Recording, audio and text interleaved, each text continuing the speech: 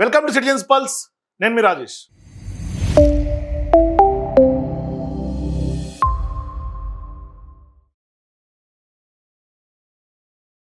తెలంగాణలో ముఖ్యమంత్రి రేవంత్ రెడ్డి గారు ఆయన ముఖ్యమంత్రి పదవితో పాటుగా కీలకమైనటువంటి శాఖలన్నింటినీ కూడా ఆయన దగ్గర పెట్టుకున్నటువంటి నేపథ్యంలో పెద్ద ఎత్తున విమర్శలు వ్యక్తమవుతా ఉన్నాయి. అంటే ఆయన శాఖ పనితీరు మీద పెద్ద ఎత్తున డౌట్స్ వ్యక్తం చేస్తూ చాలా మంది ఫెయిల్యూర్ ముద్ర వేసే ప్రయత్నం జరుగుతోంది. అది క్రిస్టల్ క్లియర్గా మనకు కూడా కనిపిస్తోంది కూడా. ఇవాళ చాలా మంది విమర్శకులు బహిరంగంగా విమర్శిస్తూ ఉన్నారు. అంటే ఏ విధంగా అయితే విద్యాశాఖలో ఏ విధంగా అయితే ఫెయిల్యూర్స్, అంటే ఫుడ్ పాయిజన్ ఇష్యూస్ కానీ, గురుకులాలకు సంబంధించినటువంటి అంశాలు కానీ, ఇట్లా చాలా వరకు తెర మీదకి వస్తూ ఉన్నాయి. ప్రతిరోజు విద్యాశాఖలో అనేక అంశాలు తెర మీదకి వస్తున్నటువంటి నేపథ్యంలో ఇప్పుడు హోంశాఖ కూడా స్పష్టంగా ఫెయిల్యూర్ అనే అంశాన్ని తెర మీదకి తీసుకొస్తూ ఉన్నారు. ఇప్పుడు తాజాగా ఎప్పుడైతే షాబాద్ ఘటన తెర మీదకి వచ్చిందో, 6గురికి సంబంధించినటువంటి మిడ్ నైట్ మర్డర్స్ జరిగినాయో, ఆయా నిందితుడు కూడా సూసైడ్ చేసుకున్నాడు. మరి ఇప్పుడు పోక్సో చట్టంలో తెలంగాణలో మరీ ముఖ్యంగా పోలీసుల ఫెయిల్యూర్ అనేది స్పష్టంగా కనిపిస్తోంది. ఎట్లయితే ఆర్ఎస్ ప్రవీణ్ కుమార్ గారు రీసెంట్గా ఒక కామెంట్ చేశారు, బీఆర్ఎస్ పార్టీ నాయకులు, ఆయన మాజీ పోలీస్ అధికారి కూడా. ఆయన స్పష్టమైనటువంటి కామెంట్స్ ఏంటంటే, పోక్సో కేసు నిందితులు అంటే రేవంత్ రెడ్డి గారికి చాలా ప్రేమ ఎక్కువ అని అన్నారు. ఇప్పుడు ఖచ్చితంగా స్ట్రింజెంట్ యాక్షన్స్ తీసుకోవాలి అని ఏపీ డిప్యూటీ సీఎంగా ఉన్నటువంటి జనసేన అధినేత పవన్ కళ్యాణ్ కూడా రేవంత్ రెడ్డి గారికి లేఖ రాశారు. అంటే పోక్సో కేసుల్లో ఏ విధంగా వ్యవహరించాలి, మరి ఎందుకు పోక్సో కేసుల్లో ఇవాళ పోలీసు అధికారులు ఫెయిల్యూర్ కనిపిస్తోంది, ఏ విధంగా అడుగులు ముందుకేయాలి అనే అంశాల మీద ఆయన సుదీర్ఘమైనటువంటి ఒక 4 పేజీల లేఖ రాశాడు. సరే, రాస్తా ఒక రేవంత్ రెడ్డి గారికే రాస్తే మళ్ళీ ఏమన్నా విమర్శ వస్తుందేమో, లేదు తెలంగాణలో నుంచి ఏమన్నా రివోల్ట్ ఎదురవుతుందేమో నేను పనిలో పనిగా ఆంధ్రప్రదేశ్కి సంబంధించినటువంటి హోంశాఖకి, డీజీపీలకు కూడా లేఖ రాశాడు. సరే, ఆంధ్రప్రదేశ్ విషయం పక్కన పెడదాం. తెలంగాణ విషయం తీసుకుంటే మెల్లమెల్లగా చాప కింది నీరులాగా జనసేన పార్టీ అధినేతగా ఉన్నటువంటి పవన్ కళ్యాణ్ అయినా, జనసేన పార్టీ అయినా, ఆయన ఇప్పుడు తెలంగాణలో హైదరాబాద్లో మరీ ముఖ్యంగా మణికొండ దగ్గర ఆఫీసు ప్రారంభించినటువంటి నేపథ్యంలో ఇవాళ ప్రభుత్వానికి క్వశ్చన్ చేస్తున్నటువంటి విధానం చూస్తుంటే ఖచ్చితంగా కొంత చాప కింద నీరులాగా తెలంగాణలో ఆయన యాక్టివిటీస్ ఏమన్నా స్టార్ట్ చేశారేమో అని అనుమానం వస్తుంది. అయితే ఇదొక అంశం. అయితే ఇప్పుడు ఈ లెటర్లో ఉన్నటువంటి సారాంశం ఒకసారి చూసే ప్రయత్నం చేద్దాం. ఇది ఏం రాస్తున్నారు రేవంత్ రెడ్డి గారికి? Honourable chief minister, government of Telangana, Hyderabad, strengthening the effective implementation of the protection of children from sexual offences, POCSO act 2012, suggestions for time bound investigation, victim protection, evidence preservation and monitoring regarding. అంటే direct అని failure అని చెప్పకుండా కొన్ని suggestions ఇస్తూ ఉన్నాడు, కీలకమైనటువంటి suggestions. ఏమేమి ఇంట్లో ఇస్తున్నాడు? విక్టిమ్ సంబంధించినటువంటి ఆ బాధితురాలకు సంబంధించినటువంటి ప్రొటెక్షను, అట్లాగే కొంత సాక్ష్యాధారాలకు సంబంధించినటువంటి ఎవిడెన్స్ ప్రొటెక్షను, అట్లాగే ఏ విధంగా ఇన్వెస్టిగేషన్ చేయాలి, ఆ ఇన్వెస్టిగేషన్ కూడా కొంత టైం బౌండ్ లిమిట్స్ పెట్టుకొని చేయాల్సినటువంటి అవసరం ఉంది, లేదంటే కేసు నీరు గారిపోయే ప్రమాదం ఉంది. ఇప్పుడు అటువంటి ప్రమాదమే మొన్న జరిగినటువంటి మిడ్ నైట్ మర్డర్స్, 6గురికి సంబంధించినటువంటి హత్య. అయితే ఇప్పుడు ఆయన రాసుకుంటూ వచ్చి, సరే ఇదంతా కూడా కేసు పూర్వపరాలు రాశారు, ఇదంతా మనం పక్కన పెడదాం. జస్ట్ ఓన్లీ ఆయన ఇచ్చినటువంటి సూచనలు తీసుకుందాం. Enhancement of investigative skills and capacity building సంబంధించి all investigative officers must undergo mandatory specialised training on child sensitive investigation, trauma informed statement recording, forensic and digital evidence collection and coordination with medical experts. Well trained officers will secure better evidence and reduce secondary trauma to child victims. అంటే investigation ఏ విధంగా చేయాలి, ఒక నిష్ణాతులైనటువంటి ఒక professional వేలో వాళ్ళందరికీ కూడా training ఇవ్వాలి అనేది ప్రధానమైనటువంటి సూచన. అంటే ఆ చిన్నపిల్లలతో ఏ విధంగా కేసుని హ్యాండిల్ చేయాలి, సెన్సిటివ్ ఇష్యూ, వాళ్ళు చిన్నపిల్లలు కాబట్టి, మైనర్లు కాబట్టి వాళ్ళతో ఏ విధంగా మీరు కేసుని హ్యాండిల్ చేయాలి, ఏ విధంగా స్టేట్మెంట్స్ రికార్డ్ చేసుకోవాలి, ఎవిడెన్స్లు ఏ విధంగా కలెక్ట్ చేసుకోవాలి, వాటిని ఏ విధంగా ప్రొటెక్ట్ చేయాలి, ఇటువంటి అన్ని అంశాలకు సంబంధించి కూడా అది ఒకటి. తర్వాత strengthening collection, documentation and preservation of evidences. ఇందాక చెప్పినట్టుగా victim medical examination must be conducted with in 24 hours by A qualified doctor, preferably female pediatrician, using safe kits, strict chain of custody, tamper evident sealing, prompt FSL DNA follow-up with escalation for delays and contemporaneous scene documentation are mandatory. ఇది ఒక అంశం. అంటే ఇట్లా ఎవిడెన్స్లు collect చేసే దాంట్లో కూడా. తర్వాత medical examination, మరీ ముఖ్యంగా బాధితురాలు మైనర్స్ కాబట్టి ఫిమేల్ పిడియాట్రిషియన్లతోటి సేఫ్ కిట్స్ ఉపయోగించి వాళ్ళకి ఖచ్చితంగా డిఎన్ఏ శాంపుల్స్ కానీ వాటన్నిటిని కూడా భద్రపరచుకునే విషయంలో ఏ విధంగా ముందుకెళ్ళాలి, 24 గంటలు గడిచేలోపు ఏ విధంగా చేయాలనేది ఒకటి. తర్వాత strict under to time bound procedures, investigation and charge sheet filed must be completed within statutory time lines, target 60 days for straightforward cases and 90 days for the complex ones. District SPs and range IGs must conduct monthly reviews of all pending POCSO cases for fixed responsibility for delays and take corrective action. Rigorous measures to oppose bail and protect victims from the intimidation. In every POCSO case, the IO must submit a detailed bail report covering allegation gravity, child vulnerability, accused antecedents, and specific treat assessment. Bail must be strongly opposed. Prompt cancellation action is required on any threat or violation.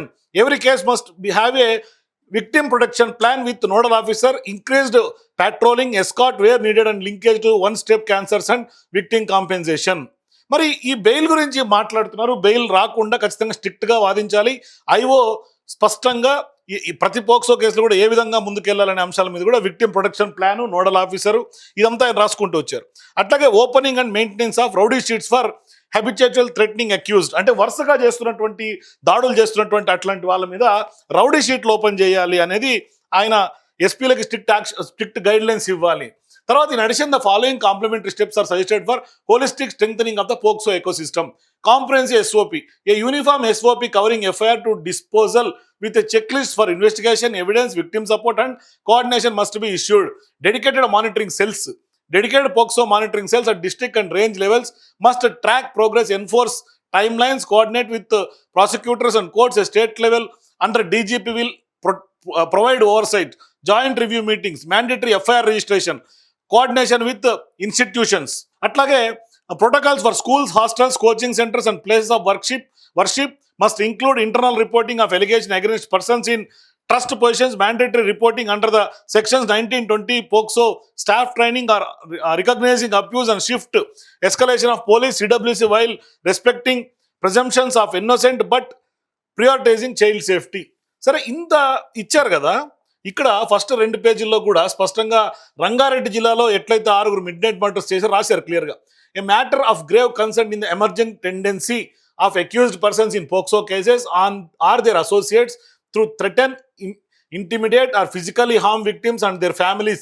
A particularly tragic illustration occurred on 10th July 2016, Shabad mandal, Rangareddy district, Telangana అంటూ కూడా ఆ రోజు జరిగినటువంటి దాన్ని, అంటే minor girl released on bail, personal bond, allegedly carried out brutal revenge attacks, stabbing to death 6 persons including the minor victim, her mother, maternal grandmother, his own wife and 2 young children. ఇట్లా ఆ రోజు జరిగినటువంటి షాబాద్ ఘటన రాసుకొచ్చారు. అట్లాగే నెల్లూరుకు link అయినటువంటి ఇంకొక దర్గాకు సంబంధించినట్టు ఒక కేసు విషయంలో కూడా ఆయన నోట్ చేసుకుంటూ వచ్చారు, రాసుకుంటూ వచ్చారు. సరే, బాగానే ఉంది. ఈయన సజెషన్స్ని, సూచనల్ని మనం ఏం తప్పుపట్టాల్సినటువంటి అవసరం లేదు. బాధ్యత గల డిప్యూటీ సీఎంగా ఆయన ఒక రాష్ట్రానికి ఒక డిప్యూటీ సీఎంగా, అట్లాగే జనసేన పార్టీకి అధినేతగా ఆయన రాయటంలో తప్పులేదు. కాకపోతే మరి ఇదే పవన్ కళ్యాణ్ గారు బండి సంజయ్కి సంబంధించినటువంటి బండి భగీరథ్ కేసులో ఎందుకు ఆయన ఒక్క మాట కూడా ఇప్పటిదాకా పొల్లెత్తు మాట్లాడలేదు? ఇది ఒక ప్రధానమైనటువంటి ప్రశ్న. ఇవాళ ఇది మనం అడుగుతున్నటువంటి ప్రశ్న కాదు. ఎప్పుడైతే లేఖ రాశారో పవన్ కళ్యాణ్ గారు, సోషల్ మీడియాలో అడుగుతున్నారు. మరి ఇవాళ పవన్ గారికి లెక్కేంటి? పవన్ కళ్యాణ్ బండి భగీరథ్ విషయంలో లెక్కేంటి? ఇవాళ ఎన్డీఏ కూటమికి సంబంధించినటువంటి నాయకులకైతే ఒక లెక్క, ఇతరులకైతే ఒక లెక్క ఉంటుందా? మరి పోక్సో కేసులు అన్నింటిలో కూడా చాలా స్ట్రింజెంట్గా యాక్షన్ తీసుకోవాలి, స్పష్టంగా ఒక గైడ్ లైన్స్ పెట్టుకోవాలి, ఎవిడెన్స్ ప్రొటెక్షన్ ఉండాలి, విక్టిమ్ ప్రొటెక్షన్ ఉండాలి, ఏ విధంగా ముందుకెళ్లాలని మీరు అంత సుదీర్ఘమైనటువంటి గైడ్ లైన్స్ ఇచ్చినటువంటి పవన్ కళ్యాణ్ గారు మరి ఈ అంశాల్లో ఎక్కడ కూడా బండి భగీరథ్కి సంబంధించినటువంటి పేరెందుకు మెన్షన్ చేయలేకపోయారు అనేది కీలకమైనటువంటి పాయింట్ కదా. ఎందుకు అంటే బండి భగీరథ్ది మనకు తెలుసు, 2 తెలుగు రాష్ట్రాల్లో ఎంత దుమారం రేగిందో తెలుసు. మరీ ముఖ్యంగా కేంద్ర హోంశాఖకు సహాయ మంత్రిగా ఉన్నటువంటి బండి సంజయ్ గారు, సరే వాళ్ళ అబ్బాయికి బెయిల్ వచ్చింది, వచ్చేసాడు, బయటకు అయిపోయింది. మరి ఇవాళ నార్మల్ ఒక సైకోపాత్ లాగా ఉన్నటువంటి రాజ్ కుమారే ఇవాళ 6గురిని బ్రూటల్గా హత్య చేస్తే షాబాద్లో, ఇప్పుడు ఒక కేంద్ర హోంశాఖ సహాయ మంత్రిగా ఉన్నటువంటి బండి సంజయ్ గారి యొక్క తనయుడు బండి భగీరథ్ బెయిల్ మీద బయటకు వస్తే వాళ్ళు, ఆ కుటుంబం ఎంత సేఫ్గా ఉంటుంది? ఇది ఎవరన్నా ప్రశ్న రైజ్ చేస్తున్నారా? చాలామంది మాట్లాడుతున్నారు. ఆర్ఎస్ ప్రవీణ్ కుమార్ మొన్న కూడా మాట్లాడుతూ కూడా ఒక ప్రెస్ మీట్లో అనుకుంటే ఆయన స్పష్టంగా చెప్పారు, బండి భగీరథ్ గారిని కూడా ఖచ్చితంగా బెయిల్ క్యాన్సిల్ చేయాలి అని ఆయన డిమాండ్ చేస్తూ ఉన్నారు. మరి ఈ కన్సర్న్ ఎందుకు పవన్ కళ్యాణ్ గారు రైజ్ చేయలేకపోయారు? అంటే ఎన్డీఏ కూటమి నాయకుడు, బీజేపీ నాయకుడు కాబట్టి ఆయన ఏమన్నా ఎక్స్క్యూజ్ చేశారా పవన్ కళ్యాణ్ గారు? మరి రాష్ట్రంలో అన్ని పోక్సో కేసులకి అదే విధంగా ఉండాలి అన్నప్పుడు బండి భగీరథ్ కేసులో ఎఫ్ఐఆర్ కోసం ఎంత డిలే జరిగిందో, ఎంత చర్చ జరిగిందో, ఎంత రాద్ధాంతం జరిగిందో, ఏ విధంగా విక్టిమ్ ఫ్యామిలీని కొంత థ్రెట్ చేశారు, మరి నిందితుని పట్టుకునేందుకు ఎంత టైం పట్టింది, ఇదంతా కూడా డిస్కషన్ జరిగింది కదా. సుదీర్ఘమైనటువంటి చర్చలు, సోషల్ మీడియాలో హంగామా ఇంత జరిగింది కదా. మరి ఆ రోజు ఎందుకు పవన్ కళ్యాణ్ గారు మాట్లాడలేదు? ఇవాళ నారా లోకేష్ గారు మాట్లాడారు, నేను రీసెంట్గానే మాట్లాడారు ఇదే బండి సంజయ్ గారికి సంబంధించి. ఒకసారి ఆయన ఏమంటారు వినండి. తెలంగాణలో ఇట్లనే ఒక కేంద్ర మంత్రి పైన కొడుకు పైన ఆరోపణలు వస్తే ఆ మంత్రి ఏం చేశాడండి? వాళ్ళ అబ్బాయిని తీసుకెళ్ళి నిలబెట్టాడు, లీగల్ రిక్వెస్ట్ ట్రై చేశాడు. దాని తర్వాత అబ్బాయిని తీసుకెళ్ళి నిలబెట్టాడు. ఇదిగోండి మా అబ్బాయి సరెండర్ అవుతున్నాడు, న్యాయబద్ధంగా మేము పోరాడతాం అని చెప్పారు. విన్నాం కదా లోకేష్ గారు ఏమన్నారు. ఆయన స్పష్టంగా చెప్తున్నారు, పోక్సో కేసు నిందితుడు కాబట్టి బండి సంజయ్ గారే బండి భగీరథ్ని పోలీసుల ముందు తీసుకెళ్లి నించోబెట్టారు. అట్లా ఎవరైనా బాధ్యతాయుతమైనటువంటి పబ్లిక్ లైఫ్లో ఉన్నటువంటి వాళ్ళు ఖచ్చితంగా వాళ్ళ పిల్లల్ని ఒక ఏదైనా అఫెన్స్లో ఇన్వాల్వ్మెంట్ ఉంది అని ఆరోపణలు వచ్చినా, ప్రూవ్ అయినా, ఏదైనా కూడా పోలీసుల ఎంక్వైరీకి నిస్వార్థంగా ముందుకు తీసుకొచ్చి ఇవ్వాల్సినటువంటి అవసరం, సహకరించాల్సినటువంటి అవసరం ఉందని నారా లోకేష్ గారు చెప్తున్నారు కదా. మరి ఇవాళ పవన్ కళ్యాణ్ గారు ఎందుకు ఆయన పేరును మెన్షన్ చేయలేకపోయారు? మరి ఇవాళ ఇక్కడ క్లియర్గా రాసుకుంటూ వచ్చారు, బెయిల్ క్యాన్సిలేషన్ గురించి చాలా స్ట్రిక్ట్గా మీరు కేసులు వాదించాలి, వాళ్ళకి సపరేట్ ట్రైనింగ్లు ఇవ్వాలి. మరి ఎందుకు బండి సంజయ్ గారికి సంబంధించి కొడుకు విషయంలో, బండి భగీరథ్ విషయంలో ఎందుకు బెయిల్ వచ్చినట్టుగా చూడాలి, లేదంటే బెయిల్ క్యాన్సిల్ చేయాలని ఎందుకు అడగకూడదు? మరి ఇప్పటిదాకా ఛార్జ్ షీట్లో ఎంత మాత్రం స్ట్రెంగ్తన్గా వేశారు? ఇవన్నీ కూడా చాలా లీగల్ పాయింట్స్, డౌట్స్ రైజ్ అవుతున్నాయి కదా. అట్లాగే ఇక్కడ ఇంకొక అంశం కూడా ఉంది. మరి ఇంత స్థాయిలో ఇవాళ ఎవిడెన్స్లు మొత్తం చైల్డ్కి సంబంధించినటువంటి పోక్సో చట్టం గురించి, పోక్సో కేసు గురించి మాట్లాడుతున్నటువంటి, ఏ విధంగా స్ట్రిక్ట్గా ఉండాలని చెప్తున్నటువంటి పవన్ కళ్యాణ్ గారు సొంత రాష్ట్రం ఆంధ్రప్రదేశ్లో సుగాలి ప్రీతి కేసుకు సంబంధించి ఏం జరుగుతోంది? ఇవాళ సుగాలి ప్రీతి కేసుకు సంబంధించి ఆయన ప్రతిపక్షంలో నుండి ఏం మాట్లాడారు, అధికారంలోకి వచ్చాక ఏం మాట్లాడారు, దుమారం రేగుతోంది కదా ఇప్పుడు ఆంధ్రప్రదేశ్ రాజకీయాల్లో. ఆయన అప్పుడేమన్నారు, ఖచ్చితంగా యాక్షన్ తీసుకుంటా అన్నారు. ఇప్పుడేమంటున్నారు, సాక్ష్యాధారాలన్నీ ఆ ప్రభుత్వాలన్నీ తుడిపేశారు అని చెప్తున్నారు ఆయన. ఇప్పుడు వాళ్ళ సొంత తల్లి, సుగాలి ప్రీతి తల్లి, నన్ను రాజకీయంగా పవన్ కళ్యాణ్ గారు వాడుకున్నారు అని చెప్పేసి ఆమె ఇప్పుడు ఏకంగా పోయి పోలీస్ స్టేషన్లో గన్నవరంలో మొన్న రీసెంట్గా కౌంటర్ కేసు పెట్టినటువంటి పరిస్థితి, ఇది రావణ్ విషయంలో. మరి ఆమె అది కౌంటర్ కేసు అనుకోవాలా, లేదంటే ఆమె ఆ తల్లికి నిజంగానే న్యాయం జరగలేదు కాబట్టి ప్రభుత్వంలో ఉన్నటువంటి పెద్దలు న్యాయం చేయమని ఆమె కోరుకుంటున్నారా? మరి నిజంగానే ఇవాళ జరిగినటువంటి పరిణామాలు చూస్తే రాజకీయంగా వాడుకుందని అనుకోవాలా?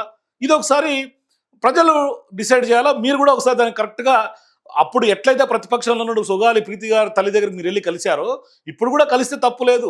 ఏ విధంగా ముందుకు తీసుకెళ్ళాలి, ఎటువంటి ఎంక్వైరీలు చేయాలి, ఆ నిందితుల్ని ఎటువంటి యాక్షన్ ప్లాన్ ఏ విధంగా వేసుకోవాలి, ఇది ప్రభుత్వం మీ చేతిలో ఉంది. ఇవాళ చాలా వరకు మీరు హోంశాఖలో కీలకమైనటువంటి సూత్రాలు, కీలకమైనటువంటి సజెషన్స్ మీరు 2 తెలుగు రాష్ట్రాలకు ఇస్తున్నప్పుడు, మరి సుగాలి ప్రీతి కేసు కూడా కొంత స్పెషల్ కేసు కింద ట్రీట్ చేసి దాన్ని కూడా తీసుకుంటే ఇటువంటి విమర్శలు వచ్చే అవకాశాలు ఉండవు. ఇవాళ బండి భగీరథ్కి సంబంధించినటువంటి కేసు విషయం కూడా దీంట్లో మెన్షన్ చేసి ఉంటే ఇవాళ చాలా డిగ్నిఫైడ్గా ఉండేదేమో అనేది చాలామంది మాట్లాడుతున్నారు. రాష్ట్ర రాజకీయ వర్గాలు కూడా చర్చ జరుగుతుంది. కాబట్టి భవిష్యత్తులో ఇటువంటి ల్యాప్సెస్ లేకుండా లెటర్లు కనుక రేవంత్ రెడ్డి గారికైనా, లేకుంటే ఇంకేమన్నా పొలిటికల్ ఇష్యూస్లో మీరు స్ట్రైక్ చేసినప్పుడు, రైజ్ చేసినప్పుడు కొంత ప్రాపర్ స్ట్రక్చరల్గా ఉంటే బాగుంటుందేమో అని అందరి అభిప్రాయం వినిపిస్తుంది. సో చూద్దాం ఏం జరగబోతుందో భవిష్యత్తులో. సో మీరు కూడా జనసేన అధినేతగా ఉన్నటువంటి పవన్ కళ్యాణ్ గారు, ఆంధ్రప్రదేశ్ డిప్యూటీ సీఎం, ఆయన రేవంత్ రెడ్డి గారికి పోక్సో చట్టాలకు సంబంధించినటువంటి కఠినంగా వ్యవహరించాలి, లేకుంటే ఏ విధంగా ముందుకెళ్ళాలి అన్న అంశాల మీద లేఖ రాసినటువంటి నేపథ్యంలో మీకేమనిపిస్తుంది?